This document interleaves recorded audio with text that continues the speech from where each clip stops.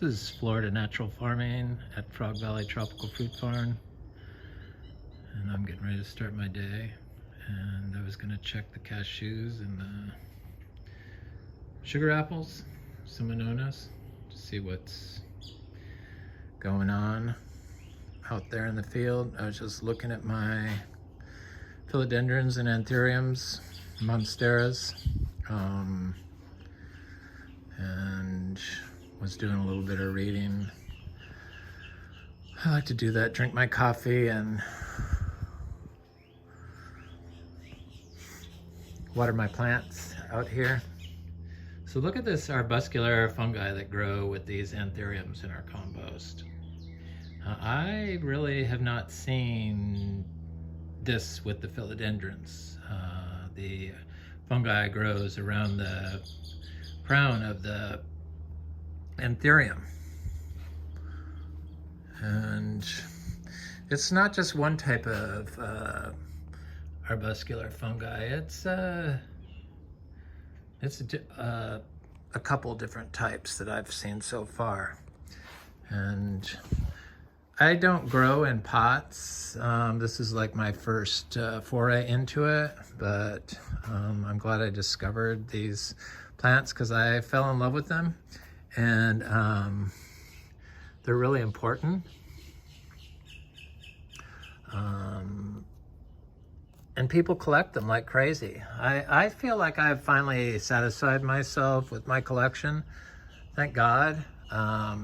So now it's just about caring for the plants I have and propagating them and planting them outside. They really are stunning little plants, and I'm glad that I met them.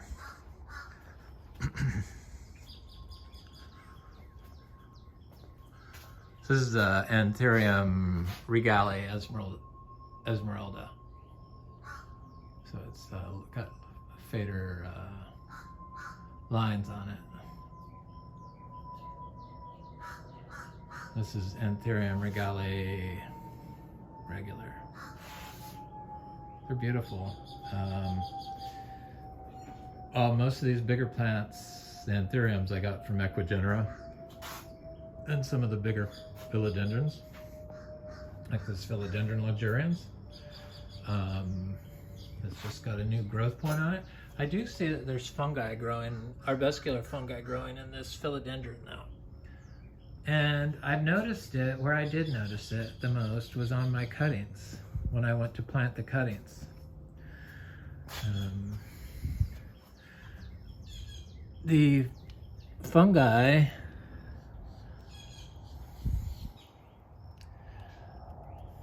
so this is a Monstera subpinnata node cutting I did. The fungi, because I guess I was overwatering them, developed I'll try to get this one to come out. This is one that I've had growing for a while, so I want to see if I can show it. This is a philodendron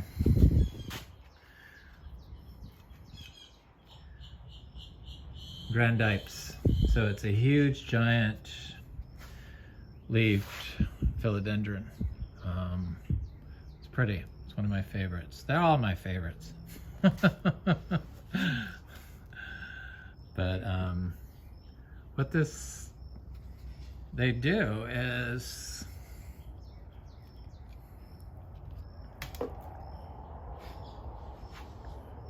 generally they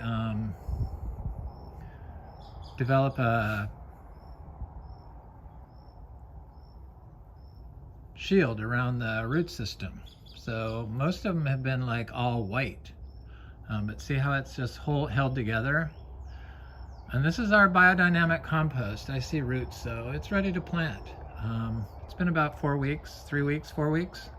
They're really fast growers. You can see all the air pockets in there.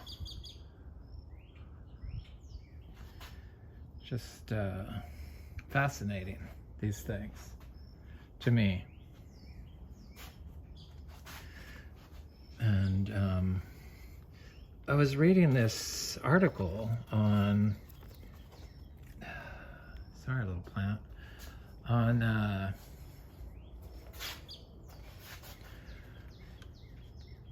let me go outside now and talk about the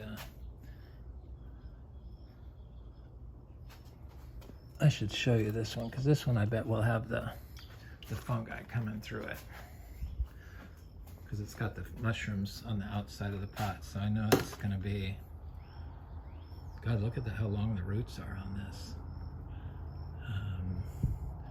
That other white, that's the fungi. That shiny stuff right there is fungi. So I see the fungi right there growing with the roots on this Monstera cutting.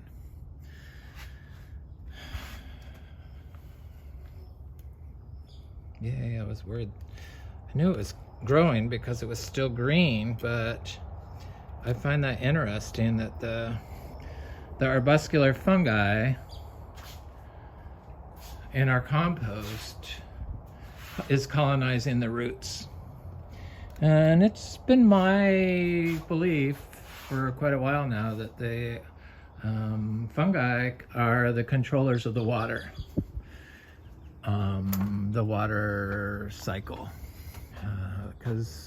or can have the ability in soil to be the controllers of the water cycle.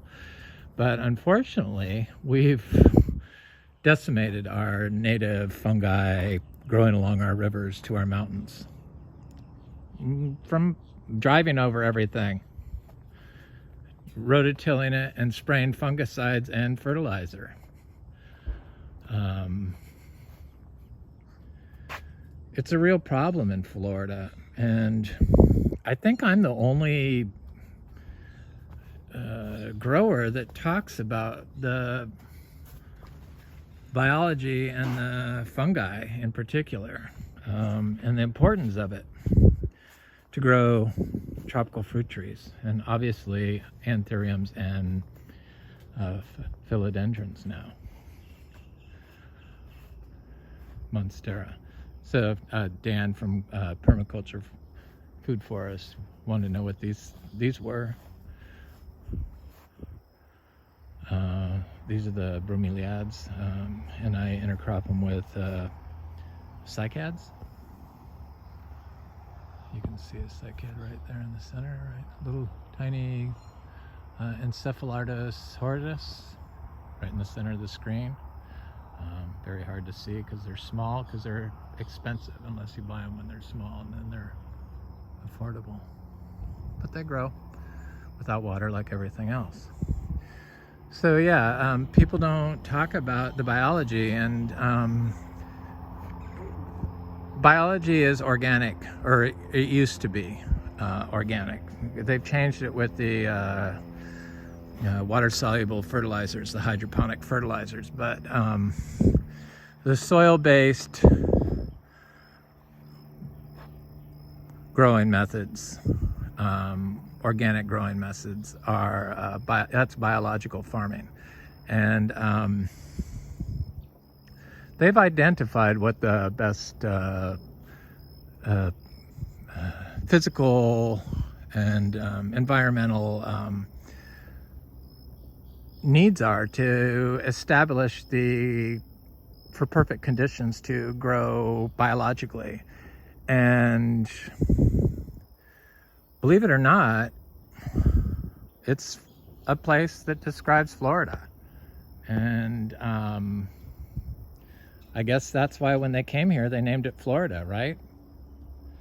But for some reason, we've forgotten this, and nature doesn't have a sponsor to write textbooks and do tests and sell a product. So it's easily gaslit by people that are trying to sell chemicals. The chemicals are destroying the planet. They're destroying Florida, and that's a fact.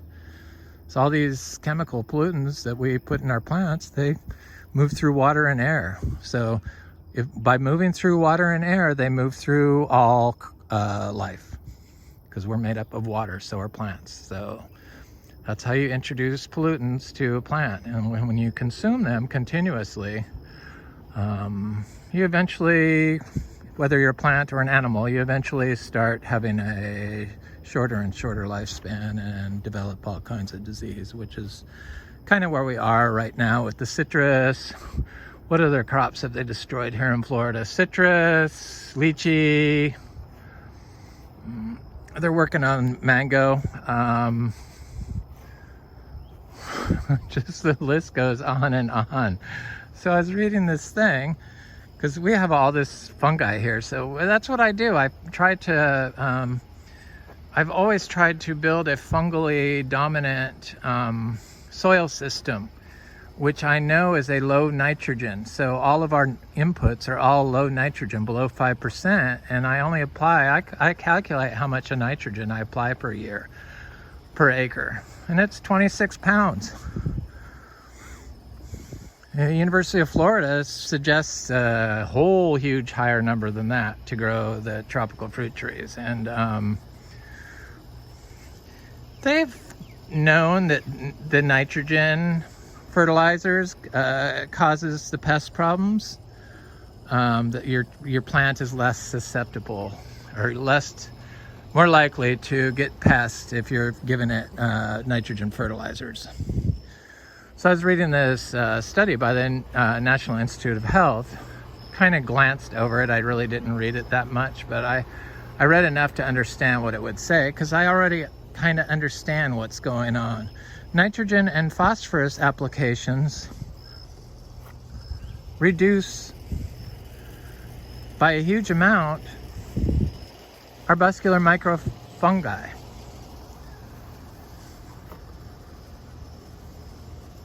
Arbuscular fungi. And when you combine nitrogen and phosphorus,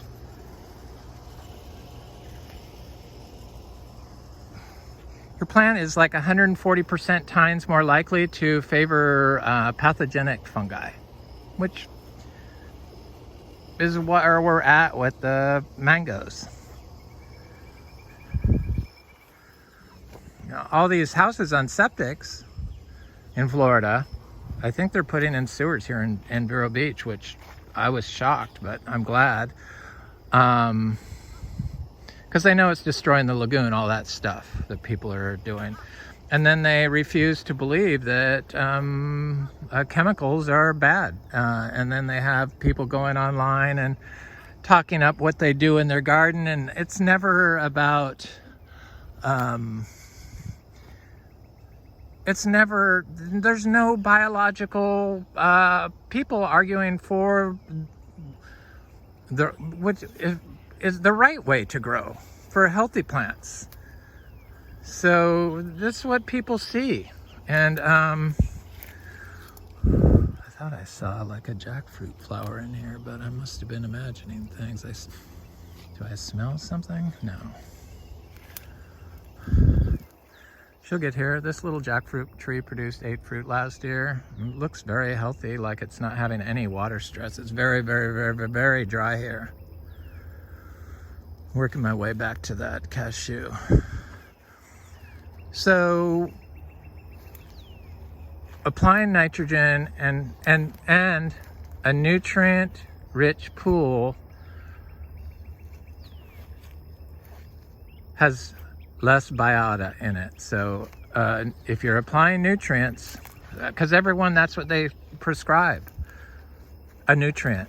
Oh, you're nutrient short. They can look at your tree and tell you your nutrient source or is short.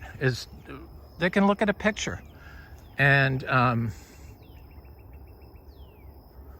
no, we've gotten into this problem of killing the biology because of that methodology of nutrient stacking.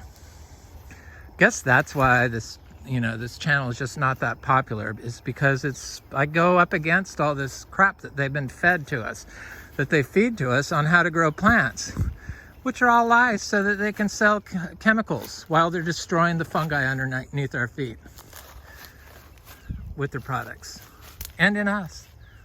Is that MB tree that's like loaded with fruit again this year? It's going to be a bumper crop, hundreds of fruit.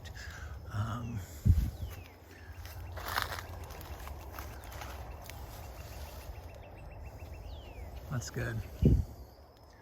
And it's bigger this year. Should grow it up a little bit.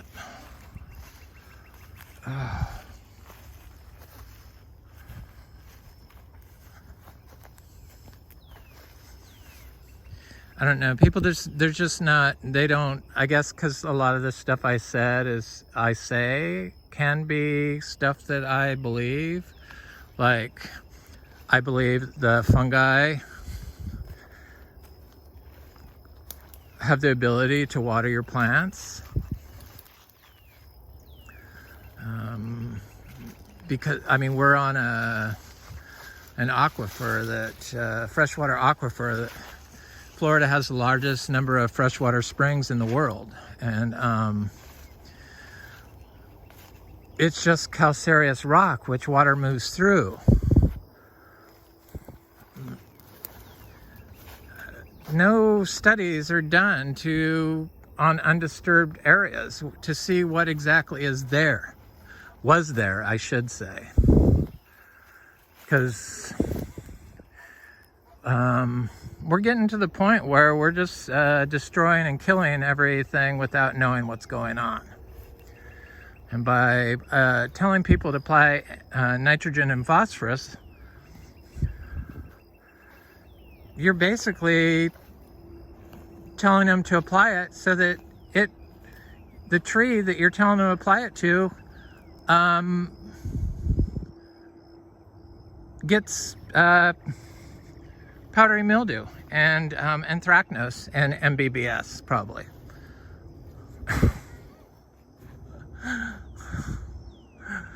I don't know, it's so hard to go up against the chemical people that it's just futile, I believe. I think it's futile.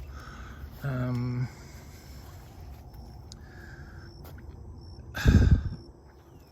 mean, just because we don't know what all the other stuff is doesn't mean it's not needed.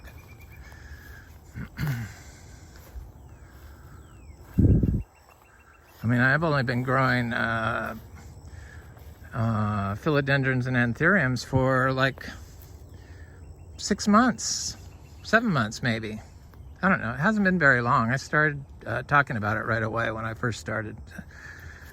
Maybe it's 5 months. Who knows? But not very long. And it only took me 5 months or 4 months probably to see that there's a fungal relationship with anthuriums and obviously philodendrons. And I mean, I just showed you the roots, arbuscular fungi colonizing the roots of the cutting, and the roots obviously look healthy. So I mean, that's like a 5-6 week cutting. It's not very long, if that, maybe 4 weeks. I don't know. It hasn't been very long. So nobody discusses that, and I know people have been growing these things for a long time, and maybe they discuss it. I'll have to search. I haven't looked, but I don't think so. I don't believe so.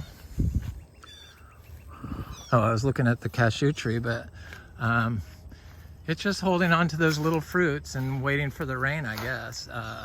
It looks like it's going to have a lot, but I think this tree is waiting for it to rain, to be honest with you. Oh, there's some fruit. So, yeah, it'll pump out a lot of fruit once the rainy season starts, but I'm surprised.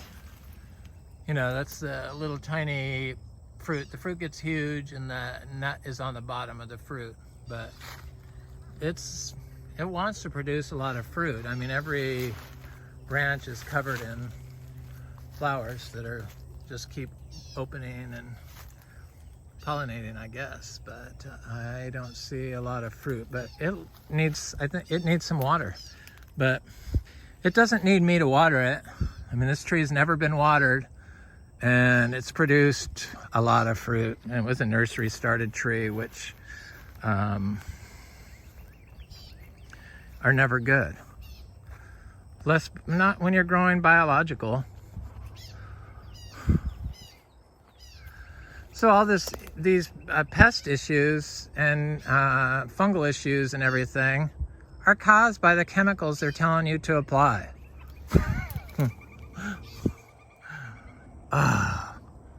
It really is a sad state of stupidity, I think, that they were able to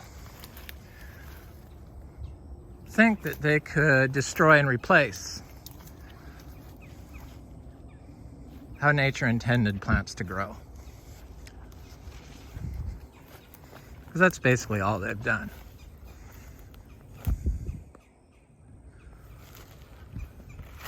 Plenty of lychees on our trees without any water, which is really kudos to this tree. This branch broke off, probably because some creature was testing the fruit. I don't know, that looks like something crawled up it. This tree has fruit. Not a lot, but it has fruit.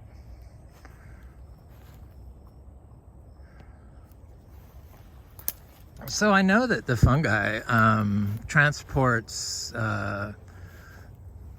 water in the form of calcium oxalate crystals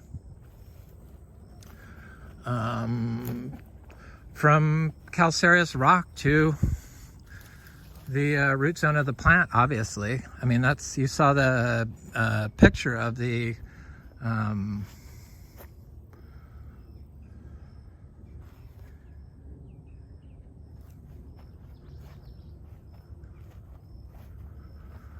the video where I showed the arbuscular fungi colonizing the roots of that cutting, that Monstera cutting.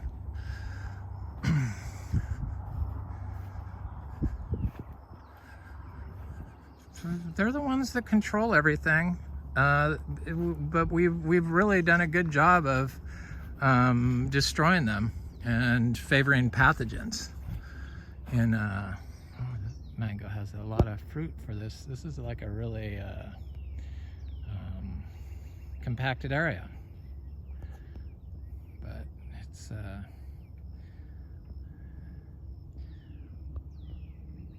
I don't know, there's this whole ruination of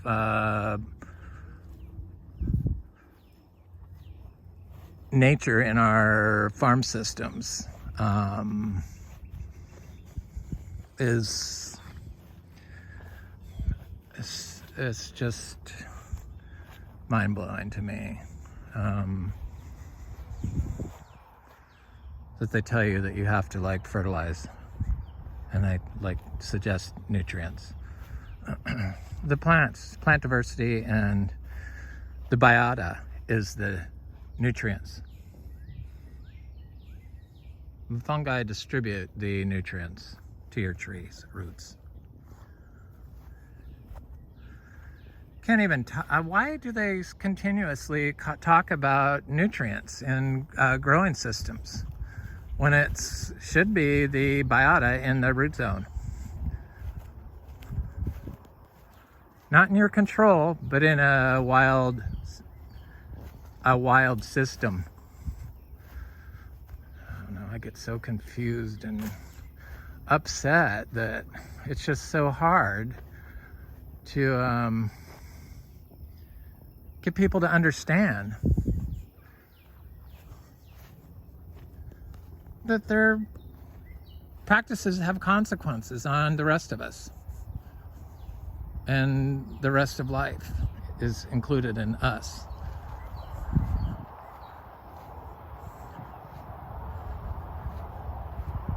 I hear about people using systemic fungicides. Yeah, because you've applied that NPK in 892 or whatever it is you apply it in. Ugh.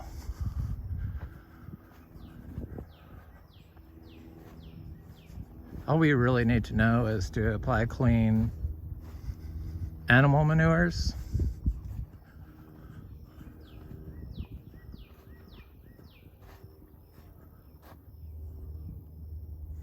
small amounts. Cows, the manure is the same as compost, so it's 5% nitrogen. It's not all available unless you're feeding it in some sort of toxic slurry. But just a cow turd laying next to your tree is in the right amount. And if it's a properly raised cow, it's full of fungi already from the plants the cow's eaten. It's super inoculated with bacteria and fungi and nutrients. Those are the nutrients. The biota is the nutrients. You can't replace biota with NPK. Your tree just won't live very long. You won't live very long. But it's just kind of all common sense. That's finally being brought to everyone's attention.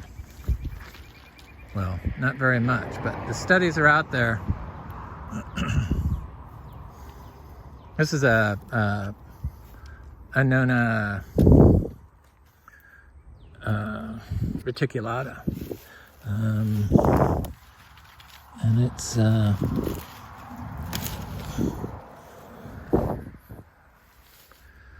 still got its old leaves on. It's waiting for it to rain, I believe, and then it'll send out new growth, I'm hoping. Yeah, it's got big buds on it, but it's, you know, nothing's watered here, and it's a drought period, so it just hasn't come out of that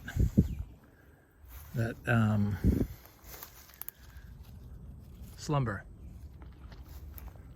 A little bit it's coming out. Yeah, there it is.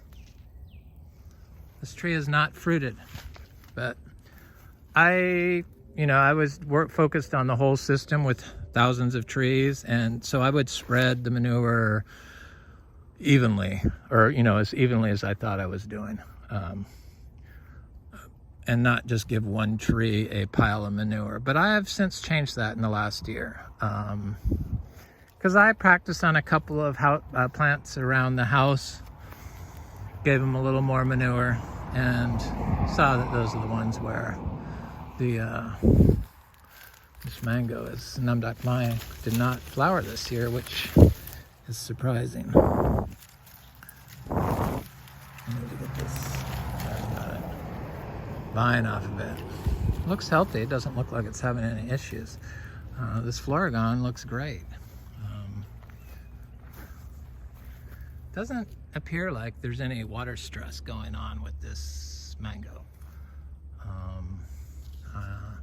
The leaves are curled a little bit, probably because it's breaking down some calcium oxalate crystals internally. Here's the start of our sugar apples. What I found, the sugar apples, these are all dry farm. Everything's dry farmed. So the longan. This is a longan. Oh, it has a couple little fruit on it. I forget which one it is. This is one of the better ones, a grafted tree. Longans take a while, the nursery grown trees, to pull up. Their dry farmed. If you try to take a nursery grown tree and put it in the ground, they have trouble. I smell my neighbor's smoke again. I just don't understand why when your neighbors do stuff and you say, that kind of bothers me. I mean, if everyone in there was burning piles of brush in their yard, what would your neighborhood be like?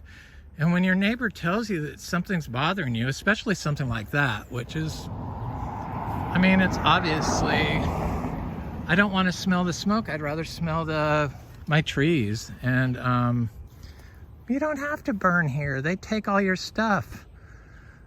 But they don't even consider you. In fact, when you tell them that, then they start doing more.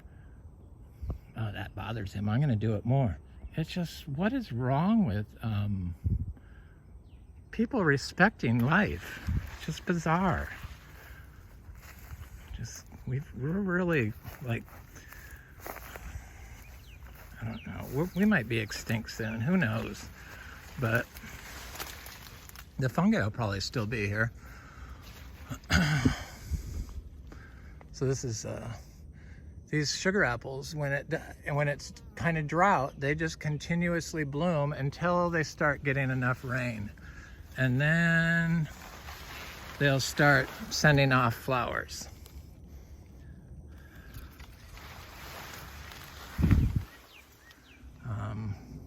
This is Attemoya.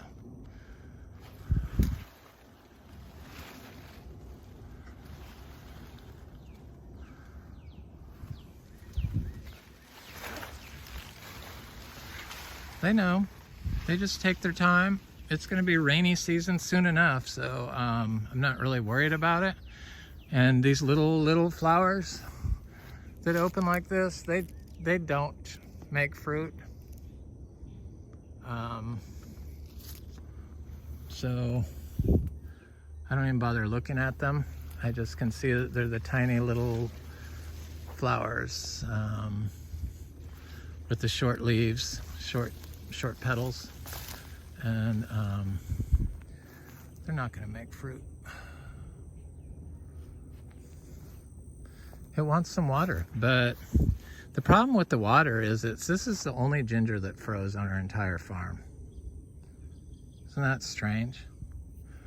I don't know, I find that strange.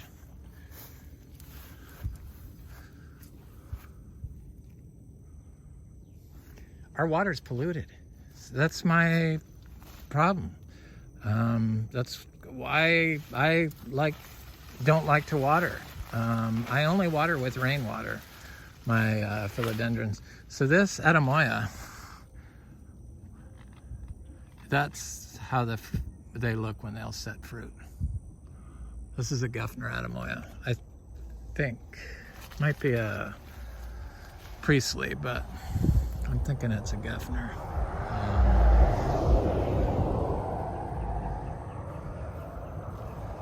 They do not like standing water at all, and they like a mound to grow on. These Anonas.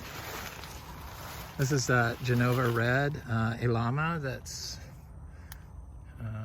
been flowering, but I thought it set fruit, but unfortunately it didn't. So here's a flower over here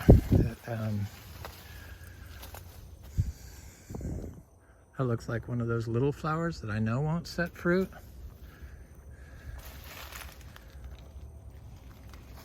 Such a pretty tree. I love the leaves on this Anona. That's just Anona diversifolia. They didn't change the name on this. I don't know. I can't keep up. I'm thinking of the Quaimuck. Here's a Genova Red. Looks like there's a little fruit in there.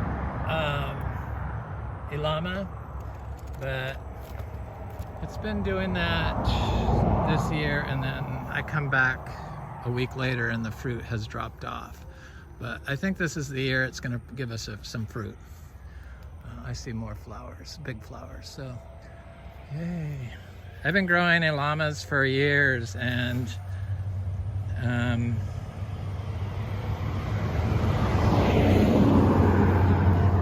seed grown, nursery grown. That's a nursery grown tree, I think from Lara Farm, that I planted about 5 years ago.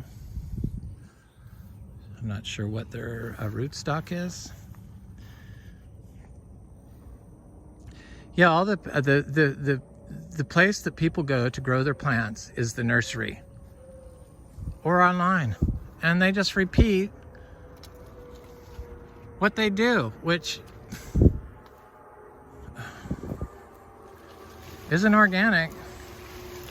So then they have an edge up on telling people they know how to grow them. Because these are all like little flowers that aren't gonna produce fruit.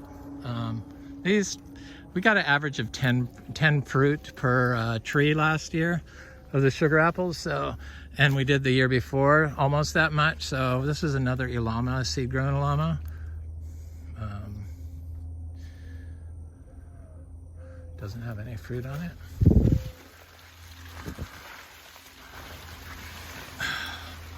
So I know we've been through this before. I know what they're doing. I used to think those little flowers would give fruit and get all bummed when they dropped off, but they don't give no fruit. We don't have any pest issues with our, we don't have pest issues.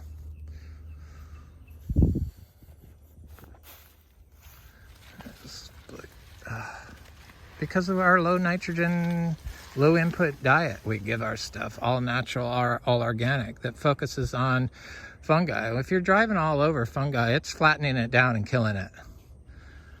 I mean, step on a mushroom and see what happens. They're all water. They're the transporters of water through our natural systems. I'm positive of that. They have to push the nutrients somehow that they collect and feed to the root zones of the plants, and they move it with water because they're mostly water. They're like us. They're mostly water.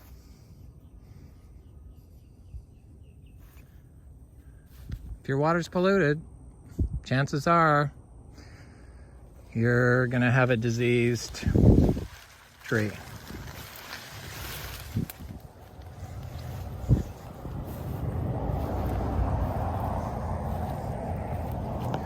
I'm obsessed with roses, but I only like big climbing roses, antique ones, that bloom here continuously. Scented. Look at all those flowers on this. There's rose hips and flowers covering this thing. Getting ready to open. I forget what this one's called, some cemetery. These mulberry cuttings look great, so that's good.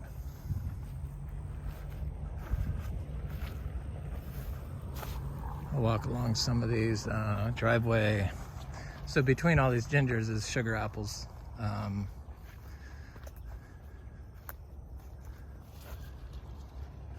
Look at the black sapote. Have you ever seen so much bloom? That's what biological farming does, people.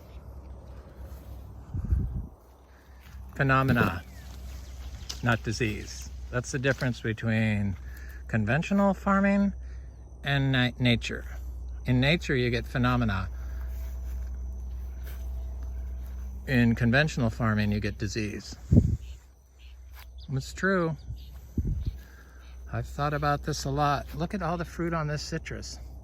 Sure, our citrus has some leaf miner, but it's gonna give us, this is a 3-year from seed. Look at how big this tree is. Dry farmed citrus in Florida. But what I found is the citrus that's grown in more shade doesn't develop the yellow leaves. I believe the yellow leaves come from it being dry farmed. It's trying to hold fruit. It's shutting off the intake of carbon dioxide from the leaf to control respiration, water.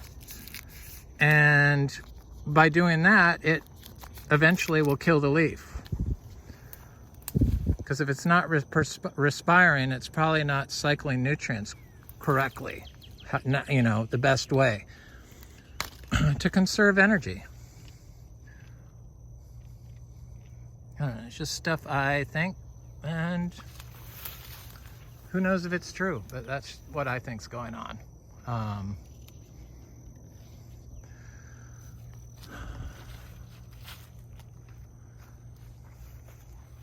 Crows have been attacking some of my mangoes, which is not a good thing. This looks like it's almost ripe. It's a buttercream mango, 2 years from flower, or from 3-gallon planting.